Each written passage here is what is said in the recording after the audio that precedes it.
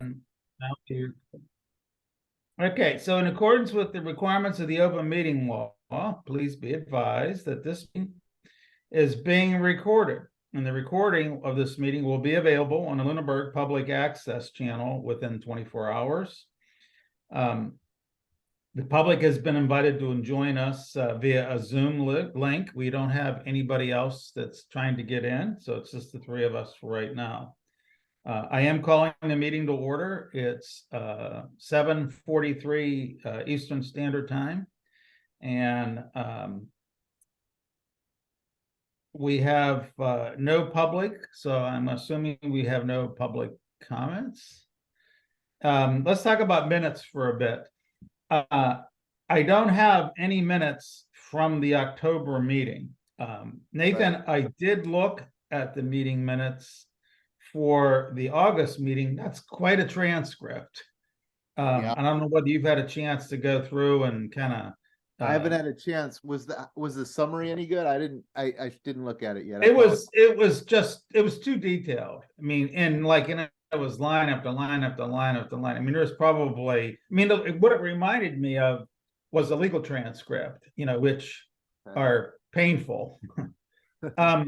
So, I thought, wasn't William at our October meeting? Who was taking minutes for the October meeting? William took them for October. Yeah. Yeah, that's what I thought, but he's not with us today. So, Nathan, if you cannot get those meeting minutes reviewed and kind of summarized, please let me know next week. And then what I'll do is that I'll go watch the meeting, because we have a recording of that, and I'll just do a quick summary. I'm going to do a one-page summary from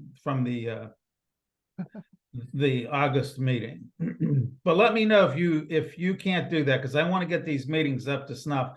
One of the things that I did note from looking at the town website is that William did send them the 12 September meeting minutes, but they haven't been posted. In fact, there's no agenda, nor is there there's no segment for the 12 September meeting on the agenda center. Now, I'm going to guess that that's because of the town switch over to a new town website format. So somebody, because I know Ellen Griffin got them because William sent those to him, and I think he sent copies of them to me as well as you all. But I know that Ellen has the agenda, and she also has the meeting minutes from the 12th of September meeting. So I will follow up with her tomorrow just to make sure that she knows that she has to create the 12 September meeting minutes and agenda placeholder on the town's website in the new agenda center.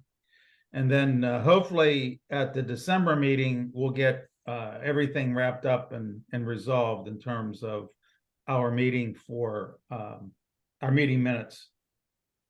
I don't know about you, but I've subscribed to the town's automatic sending out of postings of agendas and meeting minutes for like the select board and then the town calendar.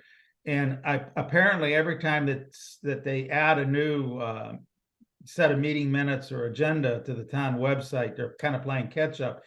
I get this notice that says, hey, the agenda for the March meeting of the select board is now available, which is crazy. I don't know whether you've been on the town website, but I think there's some issues with it. Like every time you leave the town website to go to another part of the town website, it says you're leaving, and be careful. It might not be a good website that you land on. I don't have any correspondence. The last time I looked, there was another postcard from the National Heritage Area, but it was once again for information on events that had passed. The most important reason why we're meeting is the next item, and that is current business, and that's the ratification of the CTA for 912 Massachusetts Avenue. And is there a motion to approve the ratification? Richard, you're on mute.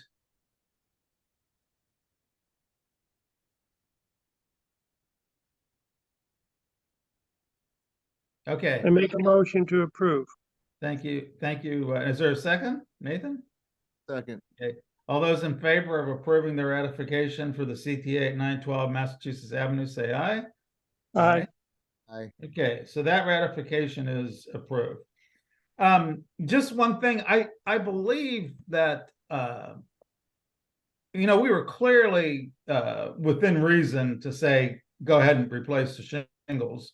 That roof was in horrible condition. I went by once, I got a copy of the digital copy of the CTA. And that they have to have numerous leaks in there based on what I saw from the shingles. And it was old 3-tab shingle, was probably put on, 20 years ago, maybe even less, depending on because of the condition of the shingles that they had. And that's one of those kinds of things where it's like almost a gimme. It's like, why are we asking people that have 3-tab shingles to come in and ask for approval? I mean, comments from you two about why we do that, Nathan? Yeah, I think I appreciate the question. To me, like, the intent of the bylaw was not to require,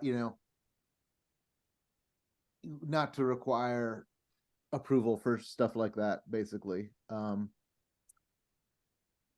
Shingle replacement. I'd have to go. I don't have the bylaw right in front of me right now, but long story short, yeah, there shouldn't be much of that. Should be sort of just that shouldn't have to come before the board, I guess. I mean, yeah, I think they have to. How does this work? I'd have to go back and look at the process, but yeah, that should just that should not require a hearing or anything. Let's put it that way. Richard, any thoughts? When we used it as just as a touch base to keep track of what was going on. That nothing else was being done. Sometimes they were coming in for shingle replacement, and then it was involving and then other elements of the roof. So we were in having them come before us with their proposal for shingle replacement. We were able to ask questions about, well, what else is going to be involved with this? Sometimes, we were going to replace the fascia, and then there could be brackets or details that are holding up the edge of the roof, and gutters and stuff that would be affecting the historic value of the house. So it was more of touching base and finding out exactly what shingle replacement meant, because it could involve other things. What's interesting is the house adjacent. It would be just east of 912 Massachusetts Avenue. It had its shingles replaced the day I think when it looked like, based on the work that I saw when I rode by, that work was already underway when Aubrey sent us the digital copy of the CTA for 912. I'm not sure how the numbers go. My guess is they go higher. So maybe it was like 914 or 916, but they were re-shingling that roof. And I don't remember seeing any CTA for 912 or 914 or 916. So that's an issue. When I go back and sign and I send the signed CTA back to, to planning, I'm going to say, hey, the house adjacent was being re-shingled, and why did we not get anything for that house? Yeah, I mean, I don't think that should require a CTA, right? Like, don't we have to? Does everything require a CTA, or just like I thought we had to indicate that something required a CTA or something like that? No, they have to. If they're applying for a building permit, they need to fill out a CTA. Okay. Do you need a building permit, Richard, to do a roof replacement? I believe so, yeah. Okay, well, that may be a question for me to ask Brian Gingras, because he's our gatekeeper. Yeah. He knows which houses are in the architectural preservation district. So Yeah. I'll make a note to reach out to Brian and say, hey, we got the CTA for 912, but at the same time there was shingling going. In fact, I think it's the same company that was going to do the work, because there was a dumpster there, and it looked like they moved the dumpster closer to 912 after they finished shingling at the other house. Yeah, a lot of stuff can go on with, people just do stuff. At the Historical Commission, we have a, situation where someone applied for repairs on a house, historic home, and they tore it down and were building a new house without a permit. They never filled out a demolition delay application. Crazy. A lot of times people just do stuff. Sometimes they don't know, but I think most of the time some people just don't care and they're going to do whatever they want. Any other thoughts, Nathan? Are you actually looking at the bylaw? Yeah. I mean, it looks like, so certificate to alter is needed if there needs to be a binding review. So the question is, it says, so 113.7A, minor alterations such as like replacement of architectural features or in other minor work shall be reviewed through this process to ensure consistency of proper character and appropriateness of materials. The APDC shall make a determination that the proposed work is exempt or that does not retain the character of the contributed property. In the case where it does not retain the character, it shall be determined to equate to a substantial alteration and require binding review. Mhm. And then the CTA needs to be filled. Right, but I think so. The point here is, I don't think this should have required a binding review, right? Like, No, they should have came and inquired first from the commission and told us what they were going to do, and we would have said, looked at it and said, "Oh, you're just replacing shingles like for like. Go for it." It would have been faster, and it wouldn't have bothered us at all. right. The APDC shall make a determination. Yeah. So I guess the question is, do we need to tighten up this process? So I think that I like the idea of the building inspector being the gatekeeper, but I guess if we had a way that we could give him something short of CTA, or maybe we have to update this bylaw at some point to say, if we don't need binding review, we issue the CTA, just saying it doesn't, whatever, doesn't need binding review. But that way the building inspector has clear instructions. They always knows he needs X to issue the building permit, kind of, if that makes sense. You know what I mean? There's no way seems like there's no way for people to come for administrative review that the CTA serves as a part of the process that informs us that something is going on. Like that, maybe if there was another application or something, I'm going to repair my roof, and then they fill out an application other than the CTA. The CTA seems to serve that purpose, where it informs us that something is going on, whether it needs to go to administrative review or to a binding review. That's the only way we have to get informed. I think that's probably, I've been saying that I want to change the application form, the actual CTA application form, and maybe that's the way we do this, short of changing the bylaw, is just to say every action requires a CTA, but not every action is going to go to binding review. And then use the form itself to begin that process. I think that the way it is right now, the CTA is kind of an overkill, the way the form looks, Yeah. Mhm. Yeah. Well, it's not supposed to be required according to the bylaw. So there's 113.7 that sets off administrative review / determination of applicability. And what it says is, minor alterations, blah, blah, blah, shall be reviewed through this process to ensure consistency, blah, blah, blah. So the implication here is that everything should go through an administrative review / determination of applicability, right? Yeah. So Mhm. I think, Yeah. So that's good. I think the way we enforce this is, if we had some deliverable come out of this, could be like the simplest thing that we give it, the applicant doesn't have to do anything but show up or send us an email or whatever, and we give them the thing that says, yeah, you're good, or show up for administrative or for binding review at this date. Right. And so the point is that way the building inspector can either know he's got a waiver form or a CTA, one or the Yeah. other. Yeah. And if he doesn't have one of those two things and he's in the district, he doesn't do the building permit, right? And so that Right. kind of forces things back to us. So if people are skirting the process, it's because they're not getting a building permit. It's, you know what I'm saying? That's kind of. Right.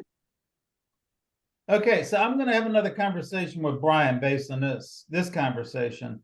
And then, once again, we need to do a better job with that application form. I think the CTA is that, and we can change that without changing the bylaw, because that's a part of the guidelines. We can't change it to require something that's not in the bylaw, but what you just read, Nathan, we can create a piece of paper that would match what the bylaw says and it not require people to jump through hoops. Yeah, I mean, just to be clear, from what I can see here, the certificate for alter, according to this, is actually issued by the APDC. It's not a public facing thing that they're filling out and giving to us. It's something we give them to enumerate the conditions that we understand the changes are going to occur within. Yeah, but they have to send us information, and they use the CTA process to send that information. Okay, well, I don't see that process outlined in the bylaw. Yeah, it's probably We in the made the guidelines. process in the guidelines. Yeah, We it created is the in the form. guidelines. Okay, that's a little confusing. I mean, look, the naming is this, calling that a CTA is confusing insofar as in the bylaw, the CTA is a specific document that's issued by the APDC. So I get that they might have to give us information, the guidelines. It might be confusing to call that a certificate to alter, you know what I mean? Like, I don't know, but, and yeah, I mean, I don't want to get, wrapped around the axle about terminology, but yeah, we probably should distinguish it because certificate to alter has a certain legal meaning in the bylaw. And then to your guy, both your points, yeah, I agree about the idea of simplifying that. I think that's a really good idea. Yeah. Okay. I'll talk to Brian to find out if he has any additional thoughts. And then I'm going to bring back to the December meeting a draft of a piece of paper that would maybe be something that we change the guidelines to reflect, and then create some sort of a two-step process. One step, it says, this is what we want to do. And then the second step would be, oh, what you want to do is approved, or what you want to do requires us to go through a binding review. So I think that's in essence the plain English language version of what needs to happen. Yeah, I think so. I mean, yeah, if you want to get picky, it's like, do we call it as opposed to approval? I guess it's technically determining that it's it's effectively an approval, but it's basically saying this is a change that we don't have jurisdiction over. We agree that this isn't covered, whatever, but That's yeah, not the bylaw. Yeah. I think most people understand the word approval better anyways. Yeah. Okay. All right. So for the record, I'll go ahead and sign the CTA for 9/12 and send that back to planning. Sounds good. The next item on the agenda is the meeting with town council. I have one scheduled for the 16th of November at 1:40. And this was to discuss enforcement of the bylaw. I mean, we had that conversation at our October meeting, and I actually have the time slot. If anyone's available to join me, certainly you're welcome to do so. We meet at the town library in the one conference room that's off to the right as you walk into the library. What date is that? What date and time? The 16th of November at 1:40 p.m. I had met with him before on this point.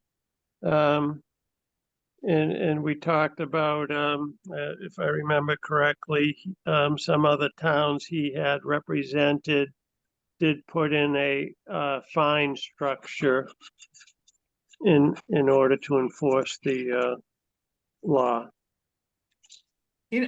From our conversation that we had in October, there's the real issue here is demolition by neglect.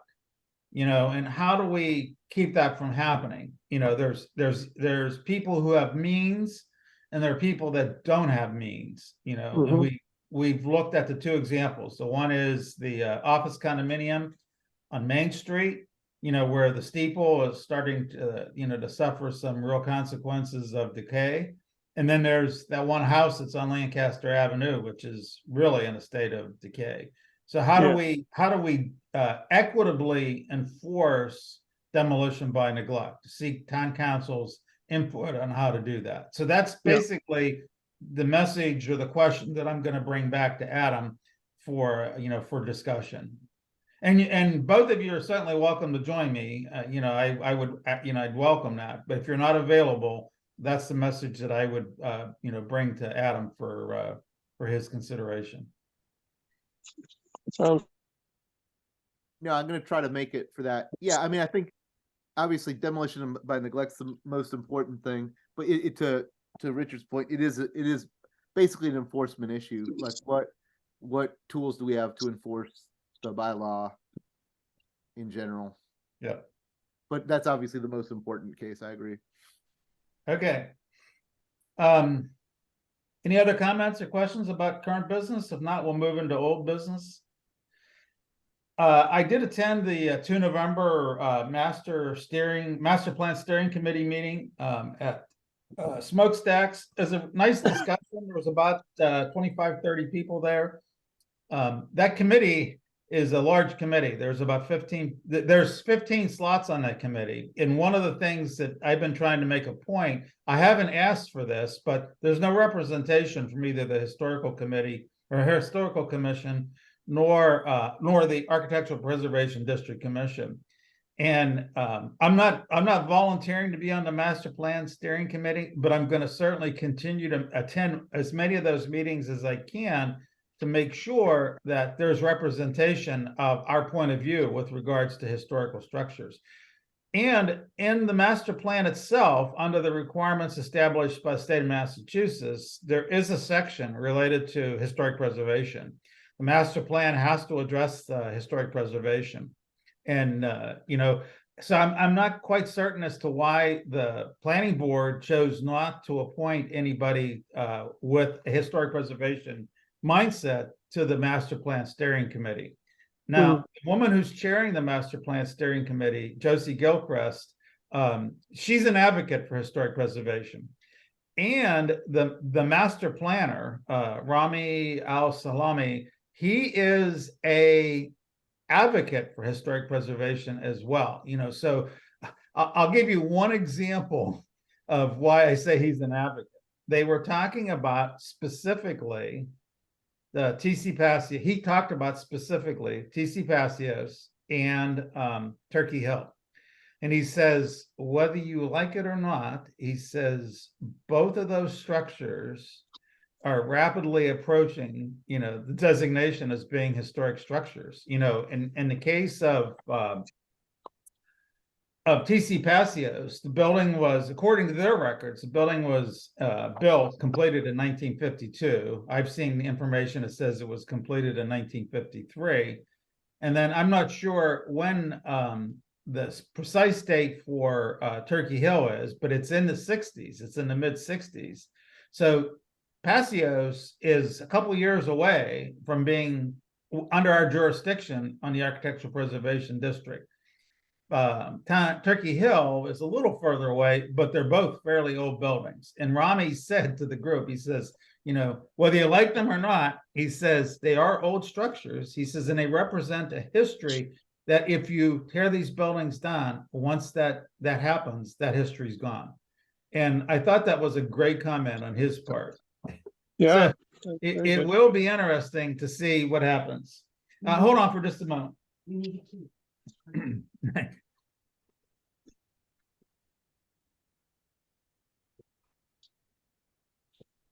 All right. So we will continue to track the steering committee work and the plan. I don't know whether you've been on the website or not, but there is a survey there was a survey on Plan Lunenburg. And what was interesting about the survey is it does address historic preservation, talks about old buildings. We did two exercises the night of the meeting, and what I thought was really good. We were given 5 cards, and there were statements that we had to respond to. And at the small group that I was a part of, one of the things that came out was everybody in Lunenburg everybody that was at that meeting has a great appreciation for history and for historic preservation. I actually sat with Lou Franco, and Lou is an advocate for historic preservation. And everybody at the small group also talked about the historic assets, like the stone walls that are in town and the historic structures that we have, and what we referred to as downtown Lunenburg. And everybody wants those preserved, the small group representation. And then, there was from the other 2 groups, we were broken down into groups by about 10. And the feedback that came from the other 2 groups pretty much mirrored what we talked about in our group. The one thing that Tom Gray, who was part of our group and is part of the Lunenburg Municipal Building Design Committee, which I've been participating in, but he's also part of the Finance Committee. One of the things that Tom brought up, and there was some discussion about this, is the fact that Lunenburg doesn't have like a robust downtown area with shops and places to go get coffee and a cafe. And it really doesn't, and Tom said, I wish we were like, Air. He says, why does Air have such a robust downtown area? And, I raised the point that, while we have some historic structures in the Architectural Preservation District, Lunenburg was never a center of commerce. We've been around for a long time. It says, like in 1880, the people that lived in Lunenburg, they got in their wagons and they went to Fitchburg, or they went to Leominster, they went someplace else to do a lot of shopping, because there never was that kind of activity in Lunenburg. So that was something that, folks were addressing. Now, I got to tell you, the consultant, he and I, we're like kindred spirits. I really like the things that he's saying. He goes, he says, you have a lot of community functions in the downtown area, in the district, the village district. He says, you have a Boys and Girls Club. He says, you have a senior center. He says, you have your library, you have your high school, your middle school. He says, there's a lot there. He says, so maybe you don't necessarily have a retail center, in that part of the district. He says, but you clearly have a place where a lot of community activities are taking place. And I completely agree with that. So, it's an interesting process. They're just about done with their fact finding. They've been looking at all of the information related to the town, the demographics, some transportation patterns. They're going to begin formulating the kind of the proposals that will get tested, through some more surveys amongst the town members. And then I think at mid 2024 is when they're hoping to propose the plan for adoption. So my guess is it may be something that could come to the annual town meeting. I don't believe that will be the case. Plans always end up taking a little longer than what the schedules call for. It might be something that gets approved at the special town meeting if there's one held next November. But they're on track, and I think it can have a big impact on what we do in the Architectural Preservation District. Comments? Nathan, any thoughts? No, thanks for the update. It's good to hear what's going on. Right now I don't have a lot of thoughts about it. Okay. Richard? As you said, they have all these things going on, community things. You have the church there. But there's nothing to go to afterwards. The people spill out and there's no place to go. They said if there was coffee shops or restaurants or other kinds of shops that people could walk around. That was the idea of the APD, was to have that. It just hasn't been developed yet. Yeah, I guess, yeah, I would say, a couple of things on that. One is, yeah, I think it's nice. It takes a while for those things to happen. It's nice to see they've made a lot of, I don't know, you guys are familiar with the construction going on, the new, School for autistic kids. yeah, yeah. So that's a lot of investment going in there, and that's going to bring, more folks in a rate, day in, day out working in the town center, which is great. I mean, I think ultimately to build the kind of stuff you guys are talking about is in terms of, or Richard, you're talking about in terms of traffic. I mean, it may require another thing that was a goal of the village center district, which was to over time see density increase. And so the reason why, I know that's just one project there with the new school, but it's interesting to see how when the zoning is there, when the opportunity arises, people were concerned, oh, we don't have enough parking for stuff to come in. Well, turns out there was enough space on that parcel to put in a significant, sufficient parking for that business's needs, which is great.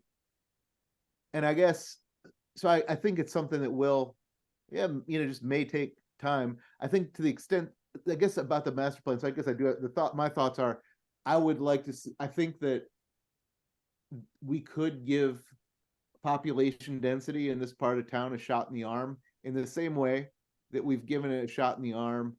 Well, in the same way that events have given it a shot in the arm through other parts of towns, whether it was the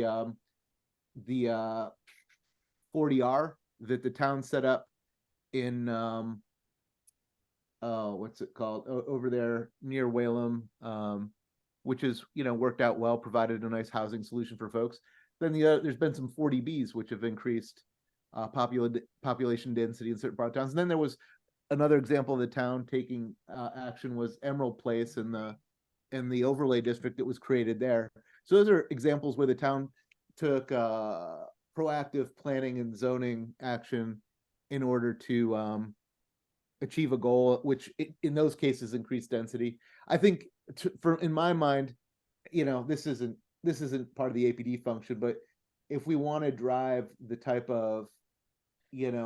of businesses you're talking about that depend on a level of traffic and business, I think we'd want to look at working with the planning board to see if it was possible to start zoning some large mixed use things with large residential components, like 5-6 story buildings, likely on I think the two best candidate sites right now are where the Passios is or where the old primary school is, or both. Like putting them both, you'd start to get enough folks to drive some coffee shops in the town center at that point. I think that density is a huge issue. The town, Nathan, the town had an opportunity with the old primary school, and I think that was, now this is all water over the dam, but that was a shame. But the opportunity is still there. Like, in fact, the opportunity is in some sense greater because, and I don't disagree about the primary school, but it's not like they could. It's a clean slate. It's a clean slate. I mean, for a builder, it's an opportunity for density. Yeah, would have been great to have preservation and density, sure, but the opportunity for density is still there. Yeah. And even though that building isn't preserved, by getting density there, that by increasing the economic viability of the district, that could actually help preserve the district, basically, by creating demand for business uses. Richard, any other thoughts on that? No. Okay. There actually is a Lunenburg Municipal Building Design Committee meeting tomorrow night. I'm not sure if I'm going to be able to listen in on the call. It's a Zoom call as well. It's bad timing for me because of the 3-hour time difference. They're going to start at 6 o'clock. 3 o'clock here is when I'm picking up my granddaughter. So if I join it, it'll probably be late. But, this is the committee is going to make a presentation at special time meeting on the 14th. There's a warrant article for that, and I think we're going to craft what the message will be for that presentation. We'll fine tune that message next week. You know, what it basically is going to say is there's 3 phases. The first phase is to build an annex on the Ritter. And then the second phase is to renovate Town Hall. And then the third phase is to decide what to do with TC Passios. The committee has had a lot of discussion with the school board because there's been kind of a sense of decision paralysis as to what to do with phase 3, TC Passios, because some members of the Lunenburg Municipal Design Committee want the Passios to be torn down, and then, but not yet, and then move to turn Turkey Hill into the community center, and then build a new school someplace to replace Turkey Hill. And, you know, I think that that's going to be a tough sell of voters because of the cost. You know, I was looking at an article about Crocker School over in Fitchburg, which would be a little bit bigger than a Turkey Hill kind of a complex. That's currently a $76 million project. That's a lot of money for an elementary school, which is probably what a new Turkey Hill would cost the town. And I just think that that's outrageous. I mean, I think that's going to take it's going to be a tough sell to the town to say, oh yeah, we want to take on that kind of debt, but we'll see. So tomorrow night, the Municipal Building Design Committee will discuss that presentation. I am planning on attending the special town meeting just to kind of hear what that says. I may be a few minutes late because I have another volunteer activity. I'm on another board. It has a board meeting that starts at 5, so it's got to end pretty quickly for me to get over there in time for a 7 o'clock start. Is there anything else under old business that we want to talk about? I did reach out to Cullen to see if he could share with me what he had worked on for his brochure public outreach. But I have not heard from him. I'm going to actually call him. I texted him and I sent him an email, and now I'll try a phone call. Because the other thing that I'm looking for is the June meeting minutes. You know, we are not the June meeting minutes, the May meeting minutes. We have the June meeting minutes, which we approved in July, but I don't have a copy of the May meeting minutes, which we approved at his last meeting. So if by any chance you have old emails that you haven't deleted that might have those May meeting minutes, please let me know so that we can get those over and posted in the new agenda center. But if I don't have them, if you don't have them, hopefully Colin kept a copy. Because I don't believe William was at the May meeting to take meeting notes. All right. There's no public comment since we had no members of the public joining us tonight. Are you all okay with the 12 December meeting? Really close to holiday time, so I will be in Massachusetts for that meeting, so we would probably do that live. 12th of December is good with me. Nathan? Okay, all I'll do right. that. Okay, and then I'll touch base with William. Hey, Nathan, can you send me your cell phone number? Because texting seems to be so much of an easier way to communicate. Could you please email me? Or actually, can you just give me your cell phone number? Yeah, sure thing. It's 617 Okay, 501 okay, 6534. okay. All right, great, thank you. Yeah, and just on the meeting minutes thing for that thing, I actually found it. It was a little bit buried, but they did have a summary there. It looks like there's might be some errors in it, but it's not a bad place to start. I'll post it in an email and send it to you. Okay, I didn't see the summary. I must not have scrolled down long enough. Yeah, no, it was buried after. It was in one document with tweets and posts and all kinds of fun stuff. Okay, So yeah, I'll pop that over to you. all right, thank you. Yep. Anything else, Richard? The Historical Commission is ready to present to the APDC on Hometown Heroes banners. So if you could put that for the next meeting. Okay, I will add that. I really like those banners, Richard. I hope that you guys can get that accomplished. They're very Yeah, nice. it's a very nice thing for the community, and the other communities have had a lot of interest with it just really expanded throughout the town. Yeah, and it's nice to recognize those people. It really is. Yeah, for sure. All right. Anything else for us to discuss tonight? If not, entertain a motion to adjourn.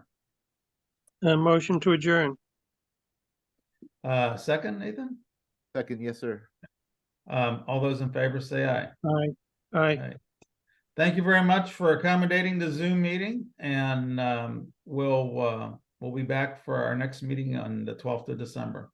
Great. Thank you, Tony. Night, Thank you. Nathan. Bye. Yeah, good night, guys. Good to see you. Bye.